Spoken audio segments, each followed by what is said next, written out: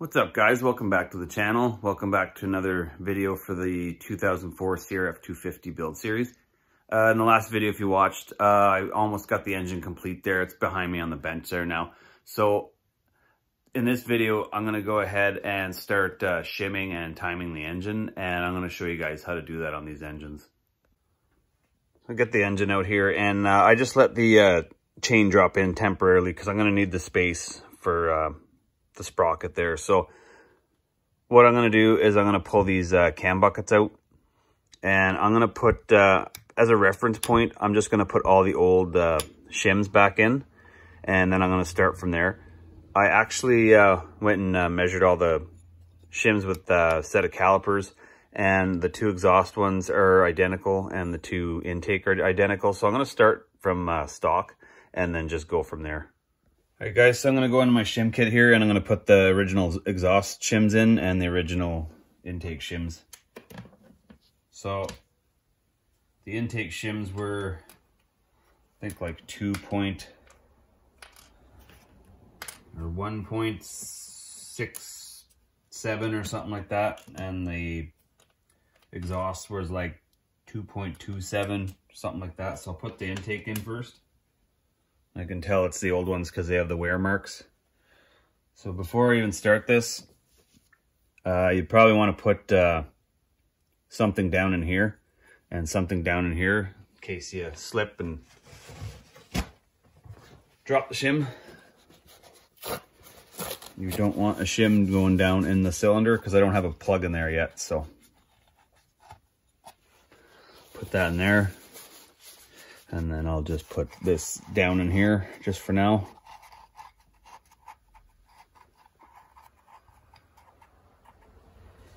And then take the buckets out.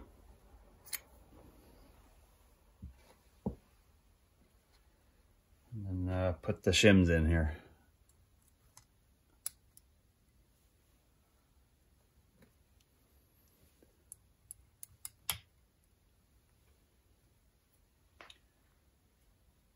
I'll get the exhaust ones out.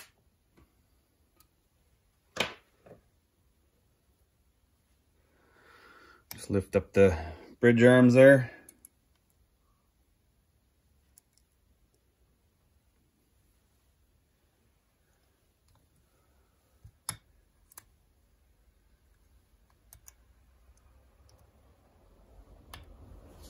Now you're ready to put the camshaft in. So now you can put the camshaft in here.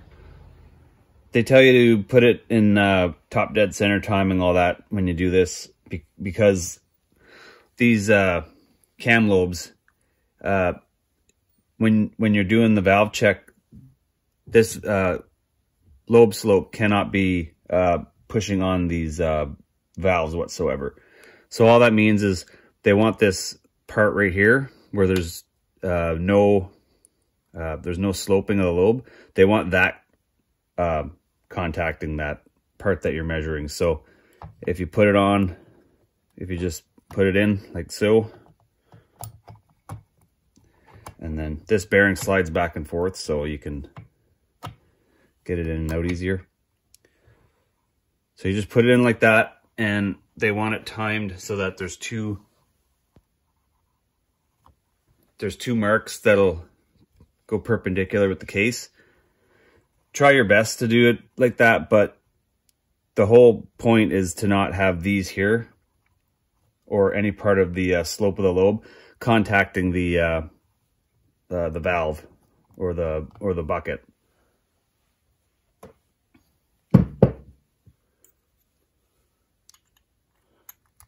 Put the buckets back in.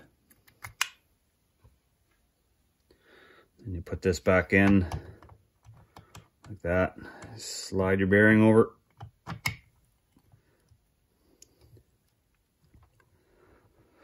Then you can put your bridges back on temporarily. All right, guys, I had to take a bit of a pause there because I was having trouble getting the bolts in, so I had to go chase the threads a little bit. I think these were a bit over tightened, so you want to tighten these to spec. This bolt here was really bad; it was all chewed up, so I had to chase the bolt and the thread. So when you're measuring these intake valves, Again, you want to make sure these lobes aren't anywhere near the contacting the bucket there. So you want to make sure they're kind of up and away. And the spec on these intake valves on this bike is 0.12 of a millimeter. I'm going to use millimeters. 0.12 of a millimeter plus or minus 0.03 of a millimeter. So the maximum gap you're allowed is 0.15 and the minimum gap is 0.09. So I'm going to start as close to 12 as I can, the spec.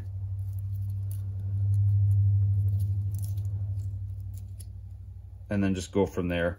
And on these feeler gauges, it goes 10, 0.10, 0.13. Yeah, so I'll start at 13. And when you're putting these feeler gauges in between the bottom of the cam and the bucket, you want to feel a little bit of resistance, and it's got to fit in there nice and easy. So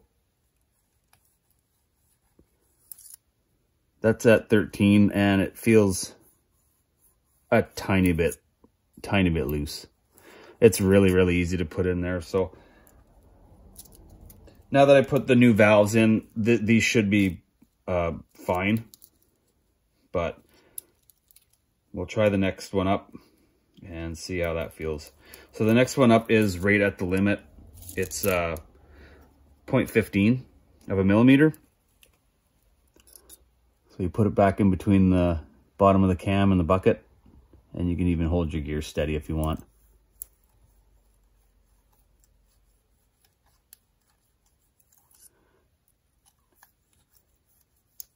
And it fits in there, and I can feel like a nice easy drag, and that's where you want it. So this is at the top end of the range, but this is still in spec. So that feels pretty good in there at 0.15 of a millimeter. So I'm going to run that with the original valving in it.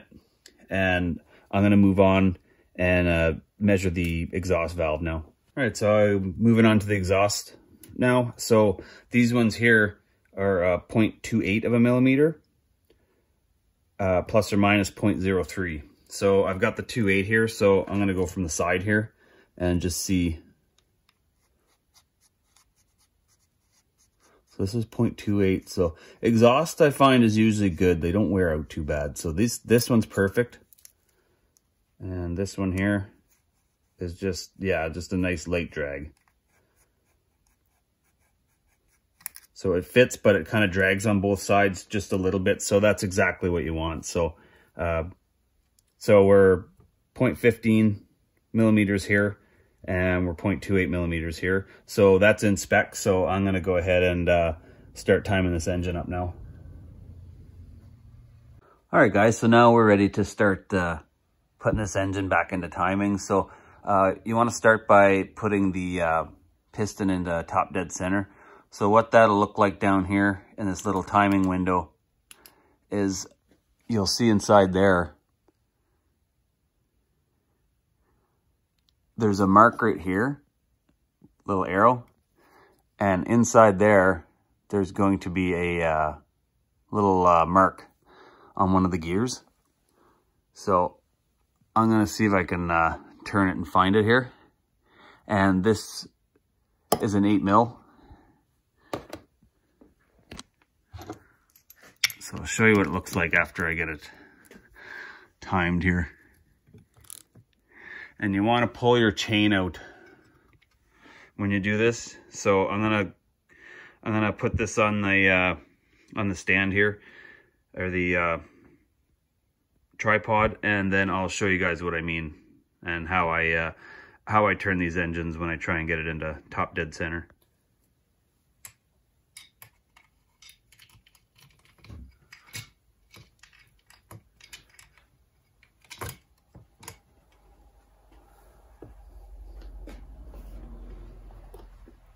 Okay, so I'm going to look inside here and I'm going to find this little dot. I'll show you what I mean when it's all timed up. So I hold the chain up like this and just let it turn. on my finger. Sometimes it gets jammed in there, so you got to really watch what's going on down there. It's not around the cog down there. So these engines, I find, I've worked on CRF450s, 04s before, and on the bottom, you got to watch the chain because it doesn't stay on the gear.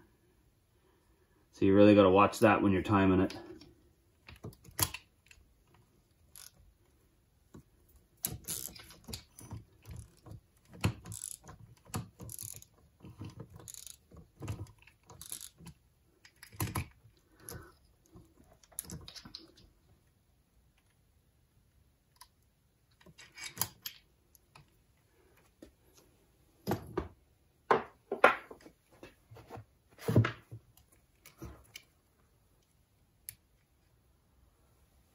All right, guys, I got it timed in the top dead center here. So you can see that little mark right here, that arrow, that needs to be pointing straight across here at that little dot in there.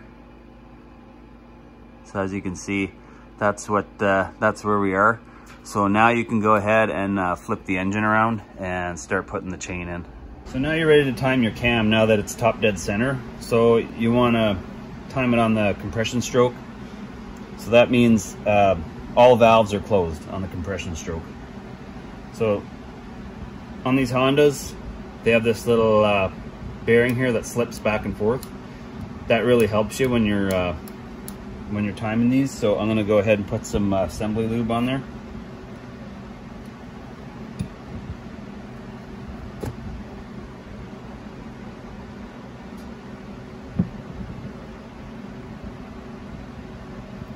You can wear gloves if you want when you're doing this, but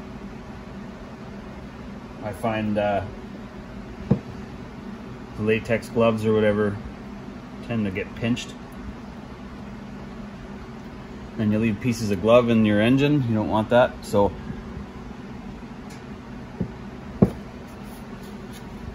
like I was mentioning before, on the bottom of these, you really got to watch because you got to make sure the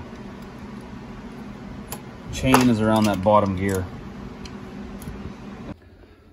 All right, guys, hard to show, but it looks to be on there now, down there on the gear. So now you want to slide this gear all the way, or all this bearing all the way forward here, like that, and then you want to time it so that these two marks here are parallel with this, but it's going to be on this side though. So these cam lobes got to be facing to the rear of the engine, and these two marks got to be parallel with the case.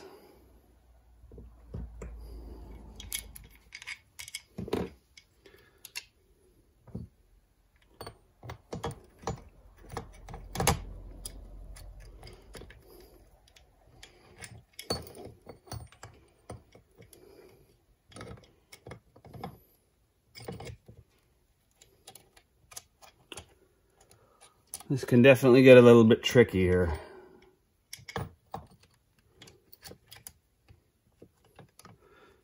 Kind of keep it out a little bit.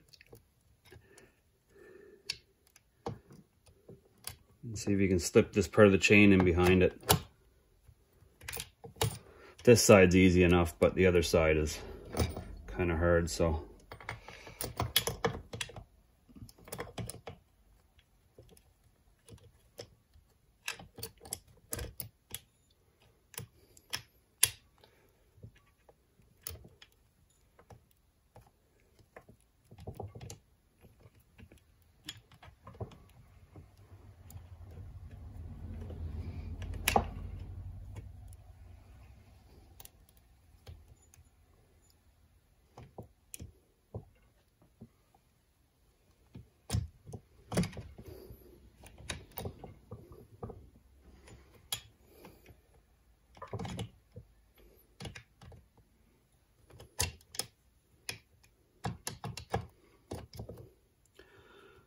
Definitely a bit challenging.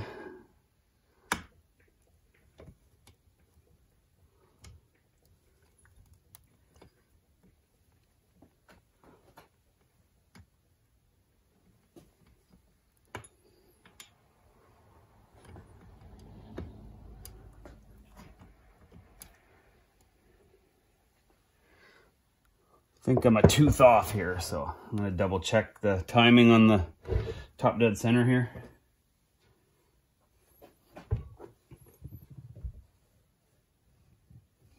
Yeah, that hasn't moved, so try and adjust this one tooth here if I can. All right, guys, I've got the I've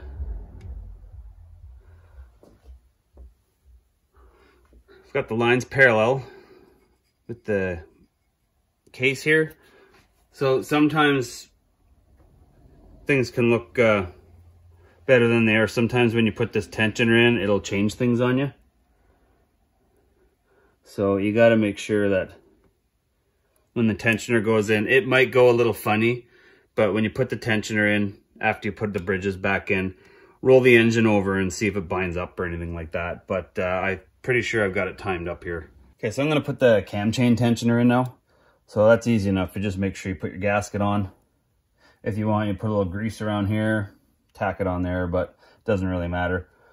So there's tools you can use, but I find sometimes you just twist it in with your screwdriver and it'll lock in place for you. You just take it out nice and slow.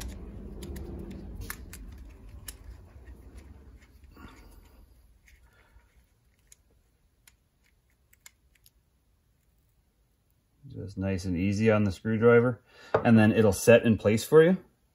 So then you can just put it in nice and easy. And if you hear it snap away, then you know you're gonna have to take it out and reset it.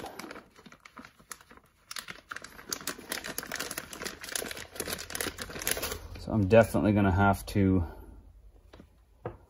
clean the bolts on this. Just for the video purpose, I'll put them in.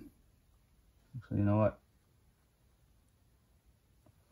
I think I'll use more new bolts.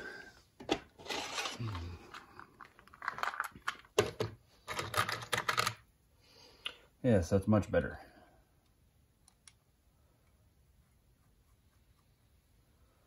So again, put these in nice and easy. Make sure your gasket's lined up in there. There is a tool, I just don't have it because I usually have good luck doing it like this.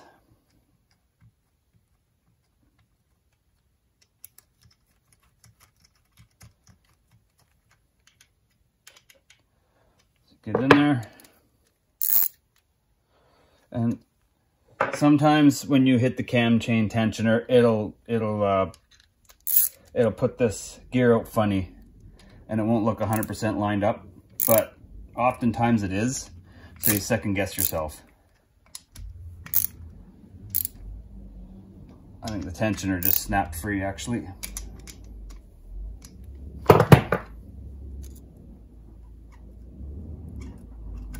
Yeah. It did. All right, guys, as you can see, ran into a little bit of a hiccup there. I tried to roll the engine over, but I realized that this chain was not on that gear down there. It was just too hard to get on there. So I pulled the cover off, made sure it's physically on there so I can see it. And now I've got everything pretty well timed up here. So now I'm going to release the chain tensioner and I'll try and roll that over again. So now we're tensioned up there. So now, let's see if this will roll over for me. So we're back in top dead center on the compression stroke here. It's all timed up, and now I'm going to roll it over. And you always want to roll these over before you kick them to see how they're working. These engines, to turn it the correct way, you want to go clockwise on the gear here, on the timing gear. So you just crank it around. And you want to flick your, probably want to flick the decompression switch up just to get past it, because it might hang you up, or there's no oil or anything like that in here. So you might just want to flick that switch over. So now we're going over the intake valves. Go over the decompression switch here again. Everything sounds great, guys. It feels good. So I'm gonna call this engine timed up. So now I'm gonna put it back into top dead center on the compression here. And then just make sure your marks are lined up still, and that timing mark is lined up still.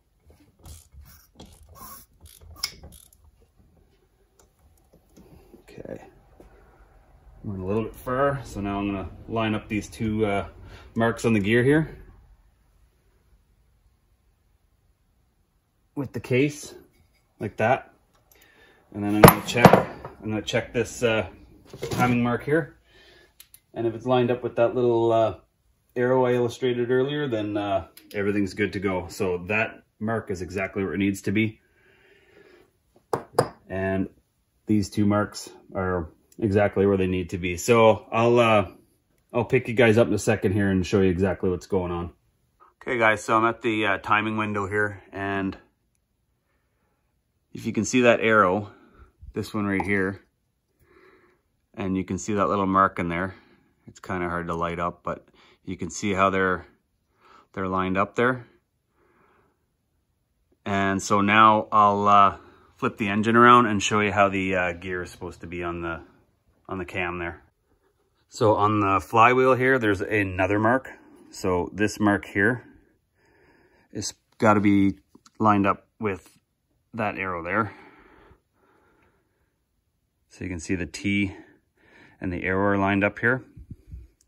And then now on the engine case, you see how those marks here and here are lined up. So that means that this engine is all timed correctly. So now I can start putting everything back together here, and then I'll find the torque spec on these, and then I should be able to put the cover on and be done with this engine.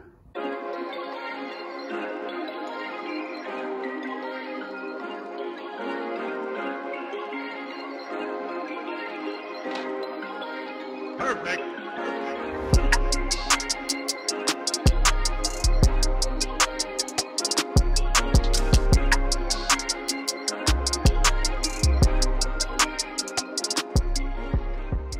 All right, guys, I got everything put together here. Now I'm ready to torque these in. So the manual wants you to torque these bolts to 12 foot-pounds, but they want you to put oil on the threads. So I'm gonna follow the manual, and I'm gonna put a little bit of oil on the threads and torque these into 12 foot-pounds here. And when you're doing that, I'm gonna take them out one at a time, oil them, put them back in snug. I don't wanna take them out and let the cam holders go and undo all the timing I just did. So I'm gonna take these out one at a time, oil it, and then snug it back in, and then I'm gonna torque it in like a crisscross sequence. So you'll see me going like this, all until the torque spec is achieved. So I'll tighten it a little bit in increments, and then when I get 12 pounds, I'll go ahead and put the cover on, and then this engine's done.